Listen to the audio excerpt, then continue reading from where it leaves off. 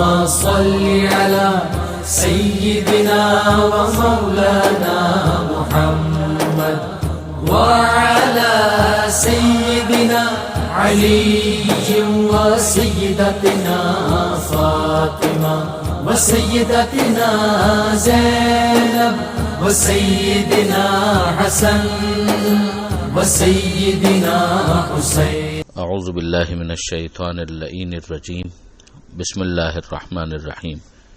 الحمد للہ رب العالمین والصلاة والسلام علی اشرف الانبیاء والمرسلین واہل بیتہ الطیبین الطاہرین المعصومین. اما بعد. سورہ مبارکہ مائدہ آیت نمبر 57 سے آیت نمبر 63، 57 سے 63. پہلی آیت جو اس صفحے پر ہے، آیت نمبر 57، یہ گویا اسی آیت کی شرح ہے کہ جسے ہم پچھلے صفحے پہ پڑھ چکے ہیں، آیت نمبر 51 کے ذیل میں، جہاں پر یہود اور اپنا سرپرست بنانے سے منع کیا گیا تھا کہ ان کے اوپر بھروسہ مت کرو. اور وہیں پر بھی یہ بات واضح کر دی گئی تھی کہ ایک معاشرت کا جو عمومی پہلو ہے اس کے اندر گنجائش اس اعتبار سے ہے کہ جو کفار اور مشرکین ہیں، پیغمبر اکرم صلی اللہ علیہ وآلہ وسلم کے پاس شب ہجرت بھی ان کی امانتیں موجود تھیں، تو وہ ایک الگ پہلو ہے اور یہ ایک الگ پہلو ہے. یہاں اسی کی ہمیں شرح نظر آ رہی ہے. ارشاد ہوتا ہے کہ یا ایھا الذین آمنو، اے ایمان لانے والوں، لا تتخذوا الذین اتخذوا دینکم ہزوا ولعبا، مت بناؤ انہیں اپنا سرپرست کن کو کہ جنہوں نے تمہارے دین کو مذاق اور کھیل سمجھ رکھا ہے. اور یہ دو گروہوں میں سے ہیں، من الذین اوتوا الکتاب من قبلکم، ان لوگوں میں سے جو کہ اہل کتاب ہیں تم سے پہلے، یعنی یہود اور نصارہ، والکفارہ، اور دوسرے ہیں کفار. اب یہاں پر جو کفار کا لفظ استعمال کیا ہے اہل کتاب کے مقابلے میں، یہ مشرکین اور بت پرست کے لیے استعمال کیا جاتا ہے کہ اہل کتاب کسی ڈگری کے اندر خدا کی توحید کے قائل ہیں، چاہے انحراف کے ساتھ ہی صحیح. اور پھر اس کے بعد انبیاء میں سے بھی حضرت موسیٰ علیہ السلام تک یہود قبول کر رہے ہیں، اور اس کے بعد حضرت عیسیٰ علیہ السلام تک مسیحی یعنی عیسائی قبول کر رہے ہیں. آگے کے مراحل کے اندر کہیں نہ کہیں وہ گڑبڑ کر رہے ہیں. لہذا مشرکین کے مقابلے پر ان کا معاملہ تھوڑا سا بہتر ہوا، اور مشرکین کا یقیناً ان کے مقابلے میں معاملہ تھوڑا سا گڑبڑ ہوا. مگر ان دونوں کو، جبکہ ان کا کیس یہ ہے کہ انہوں نے تمہارے دین کو مذاق بنایا ہوا ہے، کھیل سمجھ رکھا ہے، تو ان کو اپنا سرپرست قرار مت دو. اس سے بڑھ کر تمسخر اور کھیل بنانا کیا ہوگا کہ کتاب میں وہ اس آخری رسول کی نشانیاں دیکھ رہے ہیں اور پھر بھی اس کے اوپر ایمان لانے سے انکاری ہیں. اسی طرح سے مشرکین کا معاملہ کہ ایک طرف صادق اور امین مانتے ہیں اور دوسری طرف اسی رسول کو جھٹلاتے بھی ہیں. واتقوا اللہ ان کنتم مؤمنین، اور اللہ کے غضب سے بچو اگر تم مومن ہو، یعنی اگر تم مومن ہو تو پھر تمہارا یہ طریقہ کار نہیں ہونا چاہیے. وَإِذَا نَادَيْتُمْ إِلَى الصَّلَاةِ، اور جب تم نماز کے لیے اذان دیتے ہو، ندا کا لفظ یہاں پر اذان کے معنی میں استعمال ہوا ہے. تو یہ لوگ کیا کرتے ہیں، اتخذوها هزوا ولعبا، تو وہ اسے مذاق اور کھیل کا ذریعہ بنا لیتے ہیں. ذالک بانہم قوم لا یعقلون، یہ اس لیے ہے کہ وہ عقل سے کام نہیں لیتے. ظاہر ہے کہ اگر عقل سے کام لے رہے ہوتے تو اپنی آخرت کے بارے میں تشویش ہوتی، انہیں پریشان ہوتے اور وہ اس طرح کا نان سیریس ایٹیچیوڈ اختیار نہ کرتے. قل، اے حبیب ان سے کہہ دیجئے، یا اہل الکتاب، اے اہل کتاب، هل تنقمون منا الا ان آمنا باللہ وما انزل الینا وما انزل من قبل، تم ہم سے کس بات سے ناراض ہو، یعنی جو تم ہمارے خلاف انتقام لے رہے ہو، ہمارے خلاف تم نے جو ہاسٹائل ایٹیچیوڈ بنا لیا ہے، وہ کس وجہ سے؟ صرف اس لیے کہ ہم نے یہ 3 کام کیے. ان آمنا باللہ، کہ ہم اللہ پر ایمان لائے. یہ بنیادی ترین عقیدہ ہے کہ فطری طور پر انسان خدا اور خدا کی توحید کی طرف متوجہ ہو جائے. پھر اس کے لازمے میں سے یہ ہے کہ وما انزل الینا، کہ اب اس اللہ کو جب مانا ہے تو جو اس نے نازل کیا ہے ہماری طرف، ہماری ذمہ داری بنتی ہے کہ ہم اس پر بھی ایمان لائیں. اور پھر اسی کا دوسرا ایک آف شوٹ نکلتا ہے کہ وما انزل من قبل، کہ جو پہلے نازل ہو چکا ہے وہ اسی رسول کے ذریعے سے ہمیں پتہ چل رہا ہے کہ یہ جو پہلے نازل ہوا ہے وہ خدا کی طرف سے نازل ہوا تھا. ورنہ ظاہر ہے کہ تمہاری تحریف کے بعد نہ انجیل کا اعتبار کوئی باقی رہتا ہے، نہ توریت کا اعتبار کوئی باقی رہتا ہے. مگر انحراف کے بعد جتنا اس کے اندر حق اور حقیقت باقی ہے اس کے بارے میں ہمیں جو پتہ چلا وہ اسی رسول سے پتہ چلا. تو جو ہم پر نازل ہوا، جو ہم سے پہلے نازل ہوا، اور خود خدا کے اوپر ہم نے ایمان کا اعلان کیا، کیا تم اس بات پر ہم سے ناراض ہو؟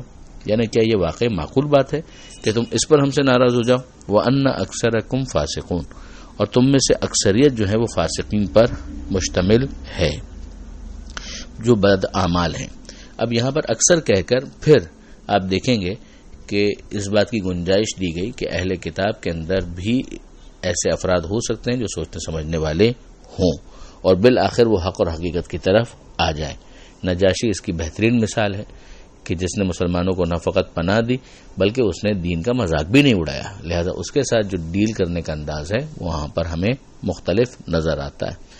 اور اسی طریقے سے اگر آپ دیکھیں تو دیگر افراد کے اندر بھی مخیرق کا ذکر ملتا ہے جو مدینہ منورہ کے یہودیوں میں سے تھا، جو یہاں تک کہ احد کی جنگ کے اندر شریک بھی ہو گیا اور اس نے اپنی جان بھی قربان کر دی. تو اگر یہ دیکھیں کہ پیغمبر اکرم صلی اللہ علیہ وآلہ وسلم وہاں پر اس کا ذکر کرتے ہوئے ارشاد فرماتے ہیں کہ خیر و یہود، کہ مخیرق جو ہے یہ یہودیوں میں سے سب سے بہتر تھا. یہ ایکسیپشنل کیسز ہوتے ہیں جن کی گنجائش رکھی جاتی ہے.